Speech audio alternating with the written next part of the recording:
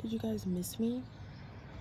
Oh my goodness, hello, it's me. I am back from the dead. I don't know. Why have I not been filming? Why have I been gone? Good question. I don't want to bore people with a whole bunch of nonsense, but I don't know. I think it's just a combination of insecurity, being actually busy, and then like depression. And you mix it all up and you get, a no YouTube video cocktail. But I have so many books that I want to talk about. They're burning hole through my heart, so I just want to talk about them. I'm like feeling so uncomfortable on camera because I haven't been filming, and at the risk of sounding like kind of stupid, just to even start filming this, I took a couple shots. Can you believe the ways we find to punish ourselves? Like, I'm literally alone in my room and I'm feeling uncomfortable. Okay. Sorta, kinda. Let me fix my chair. Okay.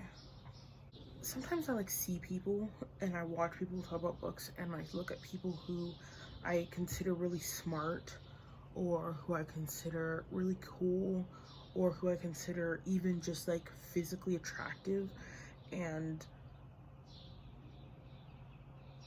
not even like on a conscious level, but I start like, I know there's no rules about this. This is literally a hobby channel with like a couple hundred subscribers, but the soul's gonna do what the soul's gonna do. And so I don't know, feeling like insecurity about like the books I talk about or how I talk about them, or feeling like I don't have the credentials. Can you believe, like, the fact that I'm even saying that, like, that is coming out of my mouth is like a disappointment to me, because I'd like to think of myself someone who's not so shallow. And so to even think that, oh, I'm not like smart enough to like talk about this book or whatever, and like having that be like a real thing that I'm actually like struggling with in my soul, is disappointing to me, because I just would have thought I was like so past that, and I'm not, and it's okay. But I'm gonna force myself to like overcome these hurdles, because intellectually I don't believe that, and it's sometimes just really hard to reconcile what you know intellectually with what your emotions and your soul wants to do, because it's in your heart. Like, it's just two different pools. I have books to talk about, and I talk about them because I love reading, and not because I want to appear a certain way. And I need to really kind of drill that into my head, and I'm going to, by forcing myself to make this video. Let's talk about what I've been reading. I have like a pretty big stack, obviously, because I have not been talking about anything. I'm probably not even gonna get through all of them. To show you guys what I've been reading and what I'm currently reading, and I also want to hear the same from you guys. So the first book that I really kind of sunk my teeth into for a good chunk of like the beginning of the year was Middlemarch. Can you guys see Middlemarch by George Eliot? As you can see, I loved Middlemarch. I'm back on my like read what I want when I want type of thing. Middlemarch, also known as A Study in Provincial Life, is kind of like this 800-page tome of people kind of just walking around and walking into rooms and having conversations in those rooms, and then thinking about the conversation they had, and then doing it the whole thing over the next day. And it's kind of like brilliant. I think that's kind of what makes it brilliant. It was a very simple book in which like it's literally so fat, but not a lot happens. Basically, we're just following these people in their community, and we're dealing with the things that you deal with in life, marriages and life goals and seeking fulfillment, whether that be through like romantic excursions or the type of work you do. And what I really appreciate about this book is that it's really about, I'm gonna move this camera because the sun is on it. This is the type of book I like, in that it's like very fly on the wall. I find satisfaction and a type of fulfillment from being able to be an onlooker on other people's private moments, and that's really what this felt like to me. The reason why I marked this book so much up is that George Eliot is really a master in taking these very small, banal, seemingly meaningless moments and dissecting them and crystallizing them and diagnosing them and then presenting them to the reader in a way that will kind of leave your jaw on the floor like, wow, like you may have even gone through something similar, but it just never would have kind of came to you to speak about it in the way that she does. And that's what makes this book so great. It's not in these like great momentous crazy moments of life. It's like all in the very small moments. And if you're not interested in kind of delving into this huge 800-page tome, which I can understand why, it is a little bit of a commitment, but I would just suggest that read the prologue and then read the finale. And even though some things might be in and out, you're not going to completely understand, those two chapters really kind of sum up the gist of George Eliot's beautiful novel, and that is that you're important and small moments and small people matter. It seems like a very basic lesson for some people, maybe, because I don't know how many people really believe that smallness matters. But I think just reading those two chapters will really give you a gist for you to understand what she was doing. People are so ridiculous with their illusions, carrying their fool's caps unaware, thinking their own lies opaque while everybody else's were transparent. And it made me feel connected to humanity. It might sound a little dramatic, but I mean it, just because these people are very different from me. You know, this is 19th century, this is like 1800s, northern England, provincial life. It's not the life that I live, but it just kind of, I don't know, made me feel like maybe we all kind of feel the same way about certain things, and we all kind of think about things in a certain light, and we're all, I know, I feel like the greatest books always make us feel like we're not all so different. I don't know, it makes me feel closer to people. I don't want to cry about this, but yeah. Let's talk about this little fireball. I read The Drowned World by J.G. Ballard. Is this my first J.G. Ballard? Yes. Yes, it is. Is it? I don't know. I'm gonna have to double check that, but I think it is. This really blew me out of the water. This is a little kind of post-apocalyptic, which is a very popular genre, especially right now. Fluctuations in solar radiation have melted the ice caps, sending the planet into a new Triassic age of unendurable heat, and we're following a couple characters as they kind of traverse this swampy, melted, like marsh of a planet. This book felt really like hallucinatory in the fact that I feel like I felt the heat on my face. I really felt like the setting was really strong, and I felt really on par with what all the characters were feeling like when they were like deluded, and I felt like I was also deluded. J.G. Ballard, his writing is something I really admire and I've been like very jealous of when I read in a lot of authors. I'm trying to think of another. I read another author who also was kind of on par with this, but we'll talk about him later. William Gibson also gives me the same feeling. The writing is so crisp, and I don't know if you guys know what I mean by crisp, but it just feels so on point and so clear, and like not a word was wasted kind of thing.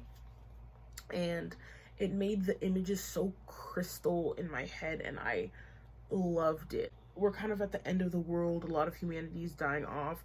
There's a lot of cool sci-fi elements. We have a character. We have like these kind of like pirate characters. Most of the world's major cities are underwater, and he's kind of going through collecting all of these museum artifacts and treasures. You know, most of humanity is kind of just concerned with surviving and not dying off, but slowly they are.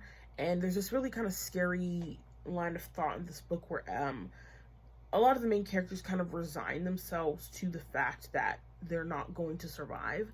And it was beautiful. It was really beautiful. When I finished this book, I remember it very crystal clear. I had full body chills. Like the last chapter and the last sentence, chills. Read it. It was really good. One thing I will say, and I really like this book, so I'm not going to knock on it too much. Like, he almost kind of, you know, placated me into not being such a hardball on this. He has a title main character who's a woman, and it was very much like man writing a woman in science fiction during the 60s. And literally, like, guys, the world is pretty much underwater. Most people have resigned themselves. The most people who are left have resigned themselves to the fact that they're going to die.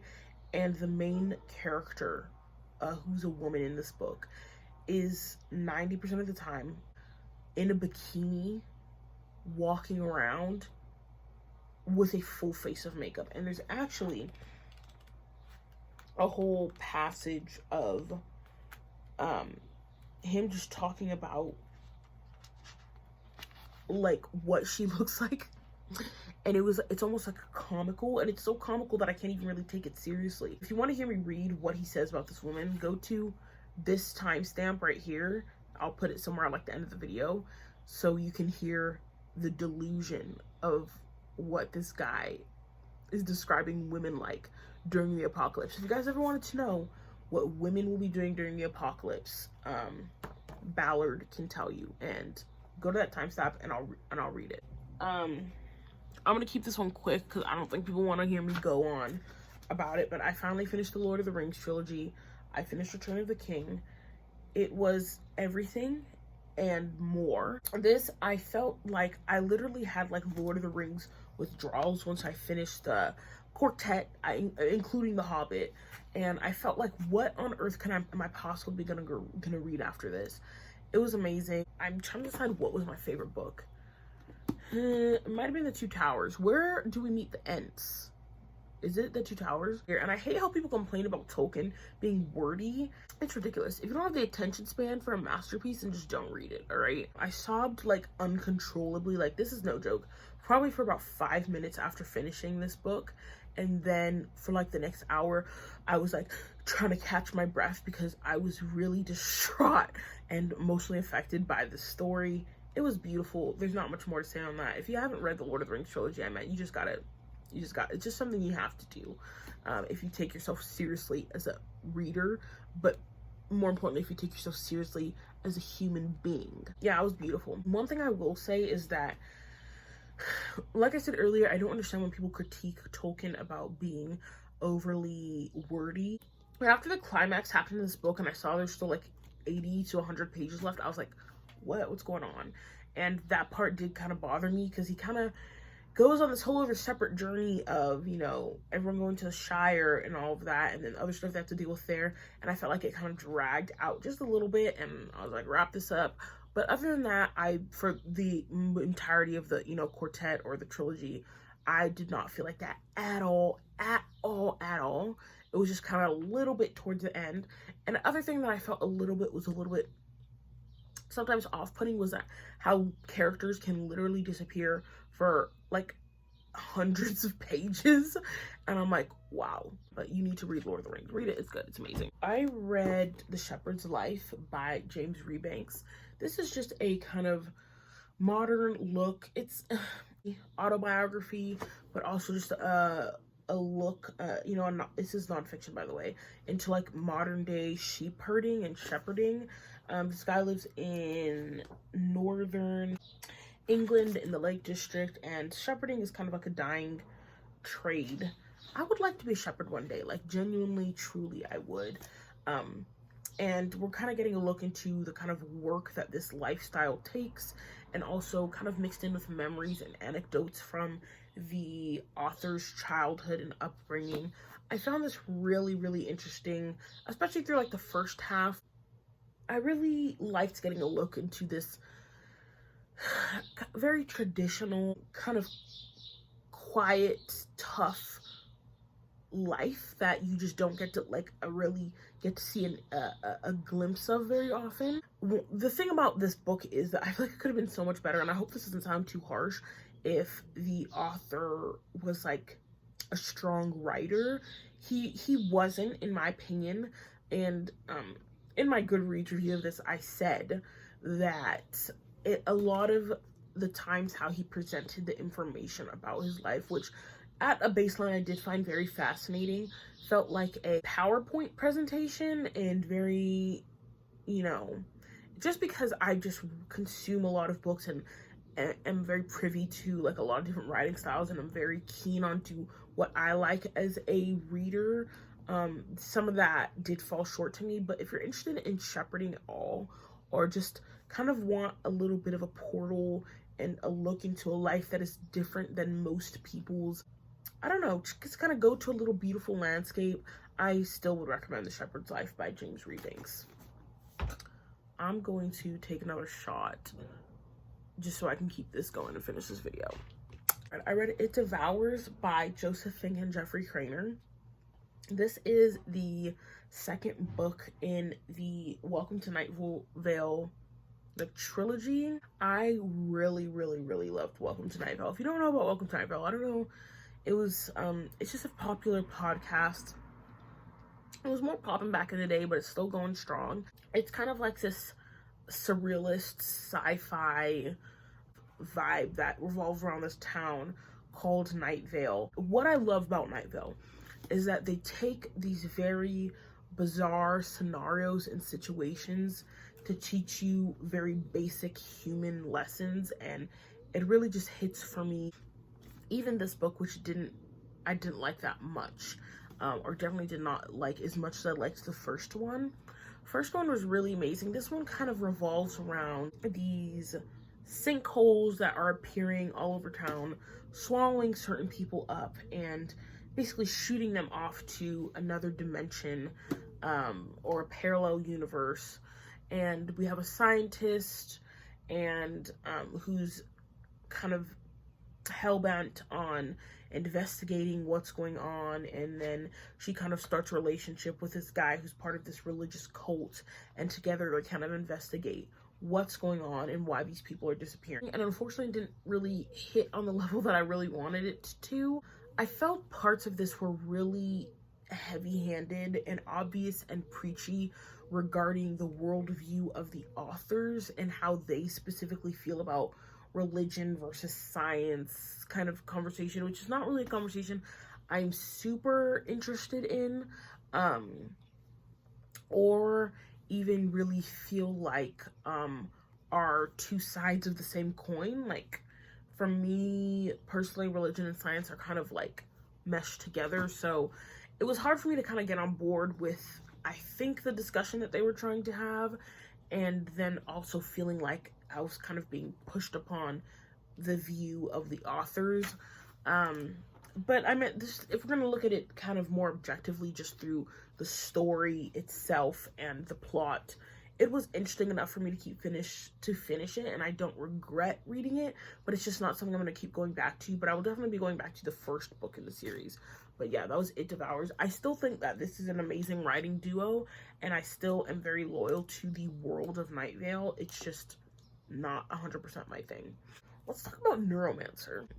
I told you I was going to talk about William Gibson later because I finally read Neuromancer. I ordered this book like a year ago, and this guy who I used to work with gave me this list of books I need to read, and Neuromancer was number one.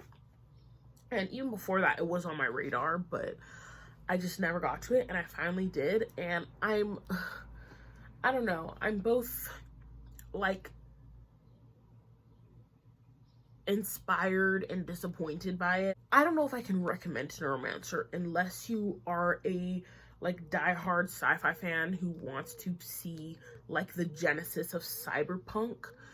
then I would recommend you read at least the first couple chapters of this book, because William Gibson is kind of like jaw on the floor type of writer. Just the first sentence in this book: the sky above the port was the color of television tuned to a dead channel. Like, how can you not keep reading? And he had me hooked for like the first half of this book. William Gibson is extremely talented, and this kind of cyberpunk dreamscape neon escapism stuff that was going on just in terms of writing style and describing what a cyberpunk world looks like really is kind of a testament just to how cyberpunk is not just a genre that can only really fully be appreciated through visually, but that it can be done in the written word as well. And Gibson 100% proves that. Just when it comes to plot and keeping it together, I really truly feel like Gibson was kind of just having a blast, and I'm sure it was like a blast to write this, but he would not for the life of the reader let us kind of catch up to what he was privy to, and I felt like he just wouldn't let me enter the matrix. I'm just not kidding. He was very, very astute on losing me throughout the plot, because I feel like half of it was just so written so unclearly that, while beautiful at some points, left me in the dust. And even diehard fans of this novel admit to not knowing what's going on for like reasonably large sections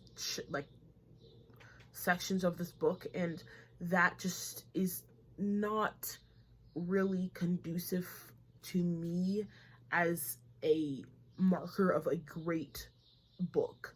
And that is the reason that kind of left me in the dust. But I really truly thought some of this was like so crystal beautiful, and I'm gonna probably keep this book around just so I can go back and reread those passages, but not for the fact that this has a very cohesive storyline that is easy to follow.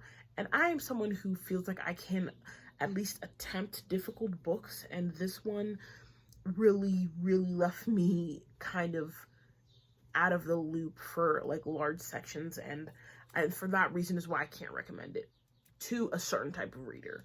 Other people, I think you might enjoy kind of delving into this Gibson world, and I'm also not dead set on like not reading him anymore. I actually have at least 2 or 3 other Gibson books somewhere in this room, which I will definitely be attempting, because I really loved certain parts of this, and something about this is definitely still endeared to me.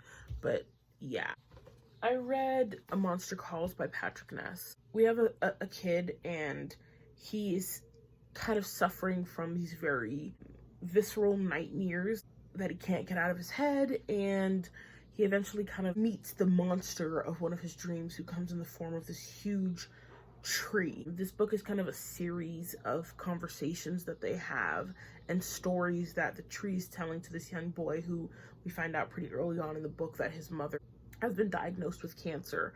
And this is a really beautiful story. It felt a lot like a fable, but kind of combined the elements of like fables, but also like literary fiction, in the fact that you really get to know the characters and you feel like they are very much fleshed out. It was a really beautiful look at grief, coming to terms with things within yourself, whether that be death or even something else, written in a way that shows that, I don't know, Patrick Ness as a person really respects children as their own very distinct type of human, and understands them in ways that I feel like a lot of people don't.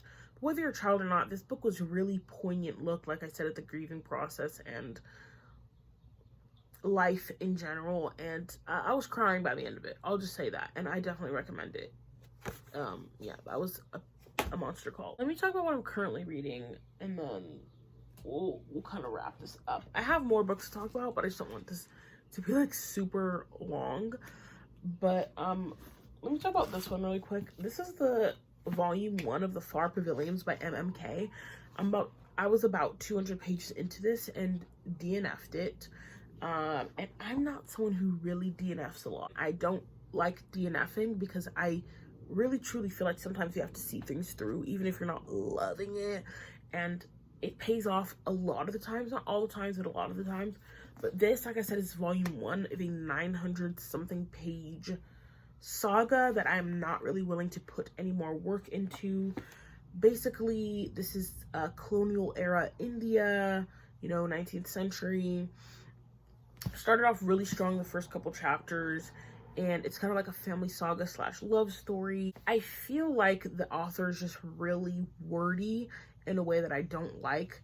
From the flap of the book, I know who the two main characters of the book are going to be, and the fact that I'm 200 pages in and I feel like the author is doing a lot of running around and in a way that is not even really fleshing out characters. I hate that. I hate exposition in books unless you have like 1 or 2 chapters to do exposition in books for me before I feel like I'm just wasting my time. It's a classic show me, don't tell me.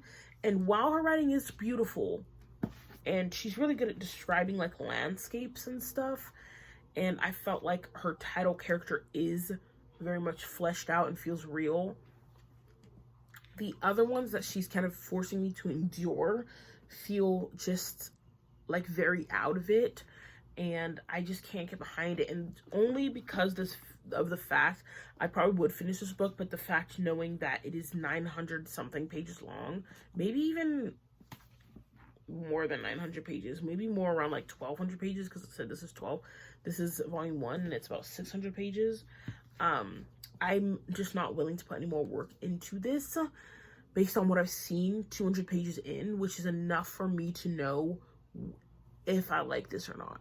So I'm sorry, MMK, but I'm gonna move on.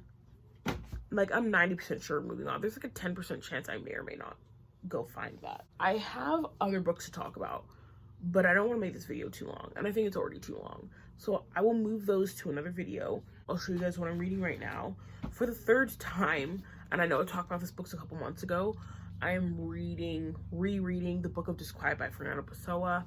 I'm going to make a whole video about this, and I keep saying I will, but I actually will.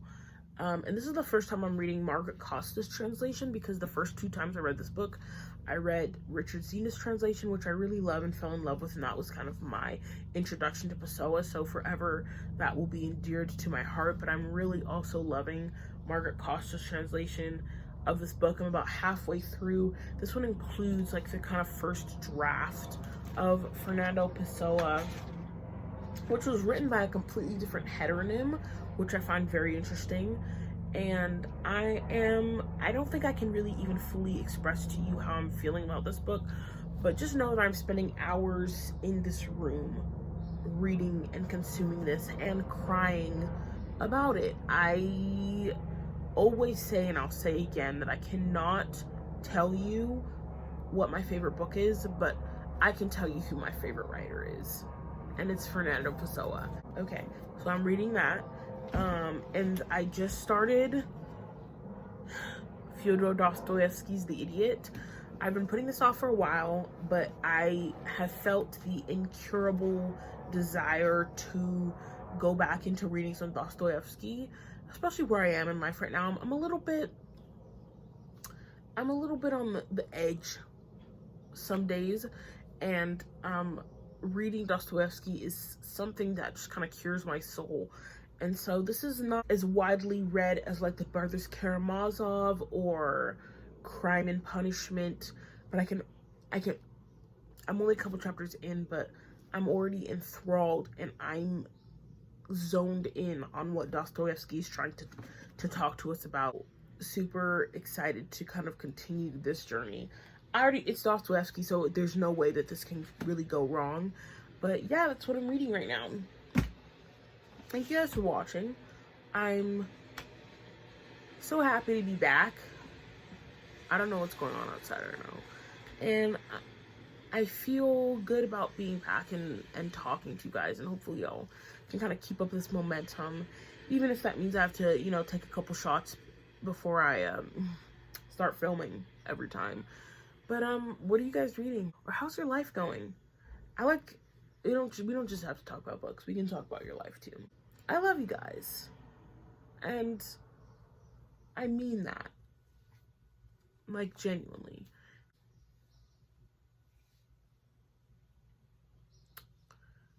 I will catch y'all on the flip side.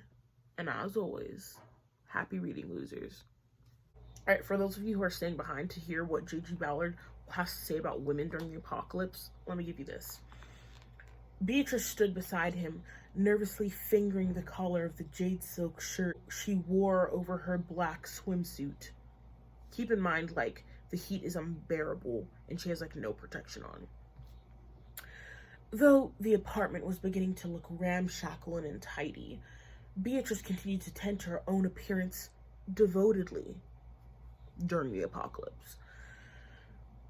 On the few occasions when Carrans called, she would be sitting on the patio or before a mirror in her bedroom. Before a mirror. Automatically applying endless layers of patina, like a blind painter forever retouching a portrait he can barely remember for fear that otherwise he will forget it completely. Her hair was always dressed immaculately, the makeup on her mouth and eyes exquisitely applied, but her withdrawn, isolated gaze gave her the waxen glace beauty of an inanimate mannequin. Oh my god. Men writing women during the apocalypse. I've heard this discussion a couple times, but maybe I should make a whole video about that, because that was wild.